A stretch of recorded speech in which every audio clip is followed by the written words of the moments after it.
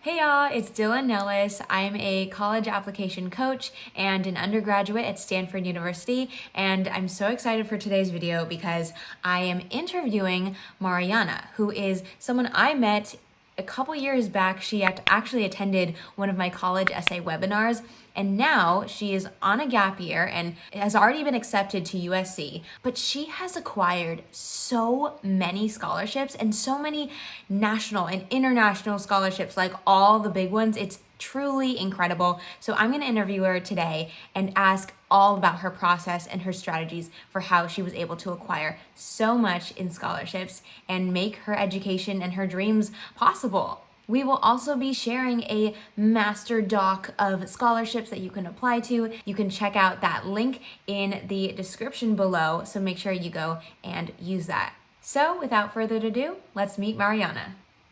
Hello, I am here today with Mariana. Mariana, how are you doing today? I'm doing good. All right, I'm super excited for you to talk about your college application journey and getting scholarships and your future goals and all of these things. So let's just get into it. Can you start off by introducing yourself to us? Maybe like your name, your pronouns, where you're going to school or planning to go to school, and what scholarships you've won. My name is Mariana. My pronouns are she, her, hers, and I'm planning to go to USC. I'm actually taking a gap year. And you've already been admitted to USC, right? Yes, I was already admitted. The scholarships I got were the Jack and Cooke National College Scholarship, the Adobe Design Circle Scholarship, which is actually international, the Generation Google Scholarship, the Amazon Future Engineer Scholarship, the HOLA at Microsoft Scholarship, the KPMG Future Leader Scholarship, and a couple of other local scholarships. Oh my gosh, that is incredible. I think it varies for like Jack and Cook. It really depends on, how much you need. If you need Oh, I see. 20,000, then you'll get 20,000. If you need 5,000, you'll get 5,000. For Adobe, it was I think 25,000 per year. Google Generation, what I like about that, it's 10,000 straight to your bank account. Okay. The Amazon was 10,000 per year. Microsoft was I think a one-time 5,000. KPMG was 10,000 per year, I think. I also want to mention that I got some of these major scholarships, but I ended up applying to I think 31 scholarships and I didn't get like all of them. So I applied to like Questbridge, Coca-Cola, Mhm. and some of these other major ones, and I didn't get those. But yeah, again, that didn't like stop me from going after these other ones. It can feel discouraging if, if this big scholarship isn't gonna like give me the award, what makes me think the other one is? But don't have that mindset. Just, go after it. Yeah, because clearly, as you've shown us, it pays off that hard work if you really, really keep that focus and know, like, I'm gonna do it. I'm gonna apply to as many as possible and get as many as possible. And you clearly did. Like if I was able to do it, then you can do it too. Like Mhm. you'll be fine. Oh, so yeah, I have a lot of questions to ask about that because it's super exciting. And I'm sure a lot of students listening in are like, I don't even know where to start, you know? But first, just to clarify, can you tell everyone like what major you're applying for and what your interests were so we understand like where you are in terms of that? When I applied as a computer science major. Right now I'm considering like more like cognitive science. If I'm being really honest, that probably kind of gave me an advantage because there's like so few like women in computer science. So I think that was more appealing to these scholarships. Also, I want to ask, what would you say were your standout extracurriculars or activities? Something that I think could give a lot of hope to like people is that I would say that freshman year I wasn't like super involved. It was like sophomore year when I started like joining cross country. I joined like clubs, volunteering in like tech organizations. So I was also involved in the LA Mayor's Youth Council. I researched a lot of online resources to get more involved in like tech and business. And this is like my sophomore year. So I did like Stanford's Code in Place, which was like this free like CS Yeah, code in Python place. course. Yeah, Yeah, that one. Python. I did Street Code Academy, which is it's like business and tech organization in Palo Alto, and Girls Who Code. For my junior year, I did start like my own engineering club.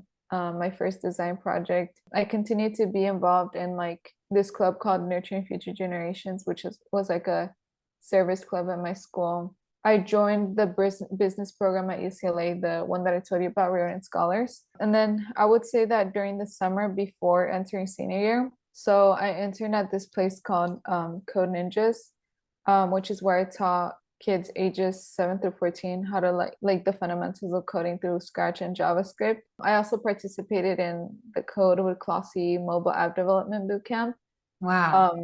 Just to, like as I mentioned before, like freshman year, I wasn't really like involved in a lot of things, and I think that just progressively increased as the years went on. And even for my GPA, like it wasn't that good freshman year. It only started getting better afterwards. Yeah, Mhm. I was able to accomplish this because I think I really told a story and I really focused more on yes, I acknowledge that I wasn't the strongest early on, but I emphasized and put more focus on all the good stuff I was doing by the end. Yeah, your Um, growth yeah, too. exactly. Mhm. But going back to the activity of like interning at Code Ninjas, sure, you could intern like at a local organization. When writing this essays, I think really talk about something unique you did. So if I were only to say that, okay, I taught these kids how to like code, or I taught these kids what STEM is, it wouldn't been as impressive. But Mhm. I decided to like pitch an idea to my manager, which was teaching them what a binary search algorithm is. And he approved. And then I did like the activity using cartoon characters so it could be engaging. I think I really talked about the problem, which was they were like coding, but they weren't really like learning it. They were just copying it down. This isn't a good practice for the future. You really have to teach yourself how to learn, like how you said before. So I think I really talked about that problem, then kind of what I did about it, and then the outcome. Cool. Yeah, that was really, really insightful. And I wanted to add on with kind of like what value you can add to like everyone watching. Like you don't have to be the perfect student. You obviously have to really try hard and really put your best effort and put your heart into it. Mhm. But don't let the not being perfect stop you from going after these things. A big part of it is activities, and I know that like unique activities can be kind of challenging to find. Nowadays it's so common to hold a leadership position in like a school club, but I think really showing the impact you've had on club members or like on the school, and really conveying that through emotions and like dialogue of people, things they've told you and how grateful they've been to you, I think that just shows a lot. Absolutely. Not just like, Yeah, oh, I did this, this, and this, but like, here's the impact of my actions on real people. I'm making exactly. positive change. Yeah, so if there's something that you're really interested in doing, you can talk about that. You just have to like really show the impact. So it's really like achievable to apply to these scholarships, and when it's really just how you say that. Going back in time, how did you even hear about these scholarships? Like, what was your strategy for searching for scholarships? First of all, like I just joined in like a lot of online communities, a lot of Slack communities that supported like women in education and women in STEM. I also saw a lot of panels from people who are already in college and who like got all these scholarships. So there's actually a mega scholarship database from a student at Princeton, and I can actually link it below.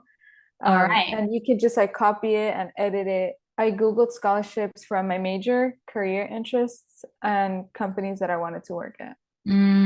That's really smart.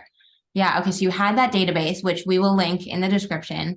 So talk a little bit more about the strategy about like narrowing it down, because I know from my own experience getting scholarships, like the more niche or niche you can get, the better, because the pool of applicants is smaller. Did you feel the same way? Yeah, for me, in my experience, it was first of all being like a woman in, STEM.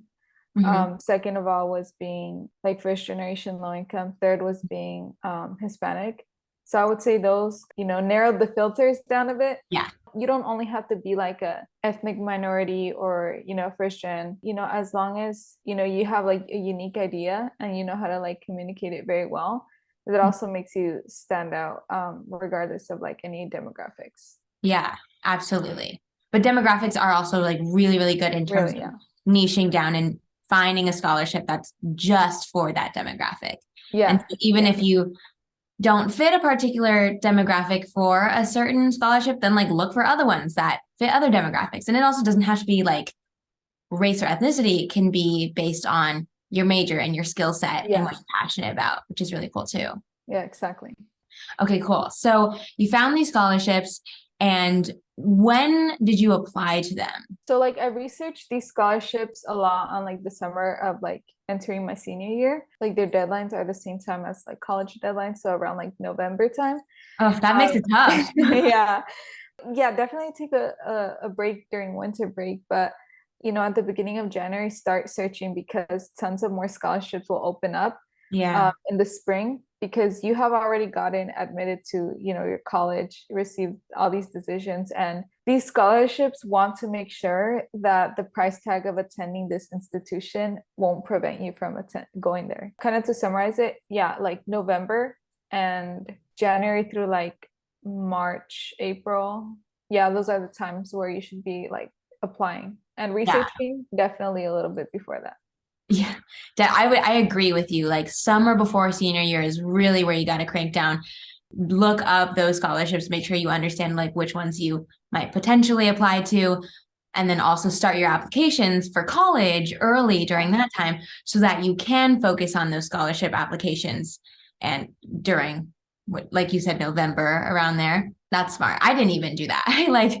I focused on my college apps first, and then I only started applying to scholarships in the spring. But you're right in that like a lot of scholarships do open up in the spring. So even if they miss that time in the fall, they have the spring to look forward to. Yeah, exactly. I know there's already like so much stress associated with all of these processes because it's like, oh my God, my future, will I be able to afford it? I wonder, do you have any words of encouragement or advice on like how to handle your mindset during that stressful time? How I stayed motivated after already going through these college essays was just realizing like, the struggles and the ideas that I've never had a chance to share before, and now like I could finally share them. I know you probably heard this a lot of times, but the worst thing they could say is no. How did you balance the ones that were due in November? You were doing college apps at the same time. Like what does your schedule look like? What strategies did you use? It was definitely a very stressful time. I would say that to like balance that, I definitely used a planner. I use traditional like paper planners, but you could do Google Calendar, whatever works for you. I use a spreadsheet. It should be within the one that we linked below. Okay. And basically kept track of the ones that like I've applied to, the ones that I haven't applied to, the deadlines, how much it was, the materials to apply. And I created a Google Drive folder for every scholarship I was applying to, just so I can have like the essays, the like forms and all that. I definitely focus more on like the college applications first because most of these colleges are already give some sort of financial aid. So like I want to make sure that I got into this college first Right. before like moving on into like the scholarship. So that was kind of also good because I was able to reuse some of those college essays for my Mm-hmm. scholarships, but just tweak it so I'm aligning my essay to like the scholarships mission, vision, values, those things that they look for. Yeah, I always tell students like make sure you like utilize the essays you already have. If you have perfected essays, like use them for your scholarships as well. Yeah. I did that for one of mine. I actually took like two essays that were like slightly related, mashed them together, altered it, and then won a scholarship through that. So that was really cool. How many essays did you have to write for scholarships, for Yeah. college essays? Also, like, can you explain, sorry, another question, where you were applying to college? Yeah, so I applied to I think a total of 13 colleges. So Wow. the privates that I applied to were Stanford, USC, Columbia, Harvard, and UPenn. I actually got deferred from Stanford, but not admitted, so Mhm. close. But for UCs, I did UC Berkeley, UCLA, UC Santa Barbara, and UC San Diego, and I did Cal States. So that was Long Beach State, Cal Poly SLO, Cal Poly Pomona, and then Fullerton. Yeah, so those are the colleges that I applied to. So Cal States don't require like any essays unless you're doing like EOP or a program like that. UCs, yeah, the PIQs, I did four of those. And I actually did college essay course, for those PIQs. And I think that's really helpful doing a college essay course. Yeah. I know Dylan has really great ones, so definitely take advantage of that. They'll Yeah. really help you. It's worth the investment. Um, I agree. and then for the privates, I did like the Common App, and then I did like the supplement questions for each of the private colleges. And each one varied from like 2 through 8 supplements for each one. So I would say that I mainly reuse the UC personal insight questions Oh, really? Mhm. and my personal statement. I would say that those are the ones that I reused a lot. What would you say that people or scholarships are looking for, like the judges of scholarships? I know what like colleges are looking for from all the work that I've done in that space, but scholarships it's a little bit different because they're not like admitting you into a school.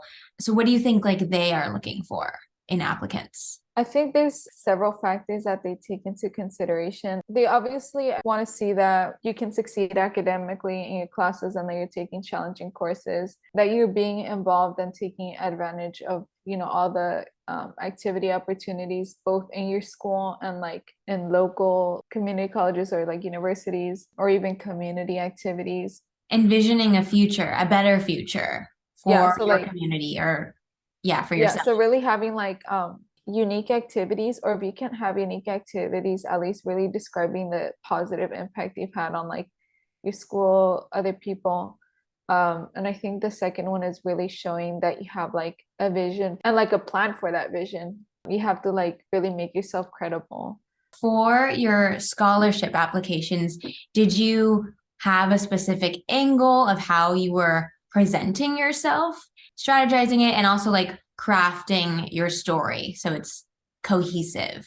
Well, first of all, before that, I read the prompt, I brainstormed like some ideas using bullet points. I outlined the main ideas. I started the rough draft on paper. I know it sounds like a long, long time, but honestly, like there's just this magic about writing on paper, at least for me. I like typed the rough drafts out and then like I reached out to, I had a college counselor through a program from UCLA. So she really helped me. Oh, sorry, what was that Oh program? yeah, it's for students like in the LA area, so it's from UCLA.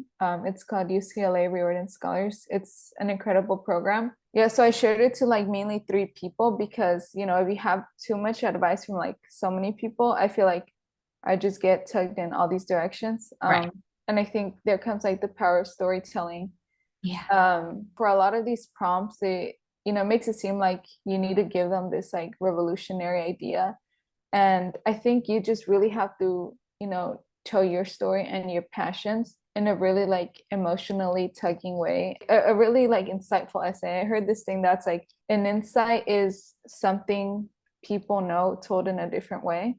I know that sounds like Mm, basic, but yeah, you're telling your story, but like in such a conveying way. So I would say that right. Yeah, um, sometimes it's not about exactly or not as important, still important, but like what you say versus how you say it. How you say it matters so much. And that's why storytelling and the writing process is crucial. And that's why it's so good. I'm glad that you like structured and outlined your essay before you began. look at your like quote unquote disadvantages as like advantages, and just like for example, if like you grew up like low income or first generation or like any of these groups that we often call like marginalized, really like looking at the resilience you built, and I think really like the value that you're going to add to your college, and if it's like a scholarship that's kind of like affiliated to a company, maybe like being a future intern there or like an employee there, and just saying that value that you would add. So I know I've already mentioned going to the website of the scholarship you truly want to win, looking first of all their mission and values, but then like look at the past winners and reach out to them via email, via LinkedIn, anything. Introduce your name, your career interests, what you think is impressive about them, and like if they could share more about themselves and about the scholarship. And in my experience, most of them agreed because they've been in my shoes. And to give you an example, for the Jack and Cooke scholarship, I had such an insightful conversation with her that in the prompt that asked me, why do you want to be part of this community, I talked about just how her insights, as mentioned before, that's one of the scholarships I got. And I think it's really by showing that you have firsthand experience of really showing that, I can do this. Look, this is what I'll add. I'm already doing this. I'm already talking to these people. And just talking to other people, you get the inside scoop. You can talk about things on your application that other people just don't know because they didn't do that research. Do you want to share like what you wrote about in your essays or what value you said you would add? I'll give the example of like the Adobe Design Circle scholarship because honestly, I was like really surprised when I got it just because it's super competitive. It's international too. Like I'm laughing because I didn't have money to, purchase an Adobe XD subscription. I didn't have all these tools, but I was very like resourceful and, I used like free tools like Figma and like Google Slides to, create these design projects. And even though they weren't the most impressive, I think I really communicated in this essay that, even with so little, I can be resourceful and produce something. And like, I understand like the whole process of this. And like, if you invest in me, then just imagine what I'll be able to produce. Resourcefulness, I think, is just one of the most important qualities, especially when you go to college, because no one's gonna tell you what to do. And a lot of times, like in class, like you're not gonna even know that an assignment's due because you have to like go out of your way, go find it, look at the syllabus, and then also teach yourself how to do the assignment a lot of the times too, especially if like professors don't teach it the way that you need. You have to just go out and search for those educational resources and make do with what you had. And it looks like you are really great at that. So that's awesome. Yeah. So going back to like the Adobe Design Scholarship, one of these ideas, one of my visions for like the future was to create an app, like mainly for like Hispanic communities in LA. So there's a lot of like obesity and just like diabetes. And I think really talking about how this problem stems from like lack of affordability and also just distance and also just like wanting to keep cultural foods. And I think I really talked about my vision of creating an app that finds healthier versions of cultural foods that filters out like low cost grocery stores, the distances to them, and just how like this would help, this particular population improve their lives, improve their health while meeting their budget. Really just showing this vision. And I think that's what really like appealed to the scholarship. Okay, this person has this ambitious plan, but at the same time, it's like niche enough not to like say, oh, I want to solve this major problem, I want to solve like climate change, but really like targeting, a smaller like subset of a big problem, then creating a plan with it. That's great. It's a community that you have a personal connection with. So that like feeds into your story. So it's tied into you. And it's a lot more feasible than like solving all the problems everywhere, You know that, all these students are ambitious. They know that they have really like good intentions, but it's actually about getting things done. It's better to solve a little problem than to try to solve a big problem and not have a plan for it and just go nowhere. So yeah. So have you created this app or are you working on it, or like what stage is it? Or was it more just like presenting an idea? It was like presenting an idea, but I'm currently working on the Google UX design certificate where I'm completing 3 projects. I already completed 1 project. I'm working on the second one. And then the third one is going to be a social innovation project. So I'm probably planning to choose that for my own. Yeah. Yeah. Any other tips that you want to share? So for like a lot of these scholarships, they also required recommendations or optional recommendations. I would say that always submit a recommendation if you can. Always. Yeah. And I think really establishing a good relationship with potential people who will write your letters of recommendation. So kind of showing like your ambitions to your teachers or like any community members or like any members from another program that can write you these recommendations. And I think really talking about your story, especially if you've struggled a lot or if you have like some really good ideas. Yeah, a good relationship is crucial because you don't want them to just use the template that they use with everyone else. You want it to be personalized because you don't want to just in their mind be like, oh, who's that? Oh, the person who sits in the back of the class. Oh, yeah, okay, I sort of know them. No, like you want them to know who you are, what you're passionate about, what you do, why you do what you do. Absolutely. Yeah. Well, amazing. That's really, really great stuff. I'm sure the people watching have taken away a lot from it, hopefully written some notes. So I just want to say to everyone who's watching, like, once again, check out the link in the description for Mariana's amazing mega database of scholarships. And yeah, hope you guys all have a wonderful rest of your day. Yeah. Bye. Good luck. All right. Bye.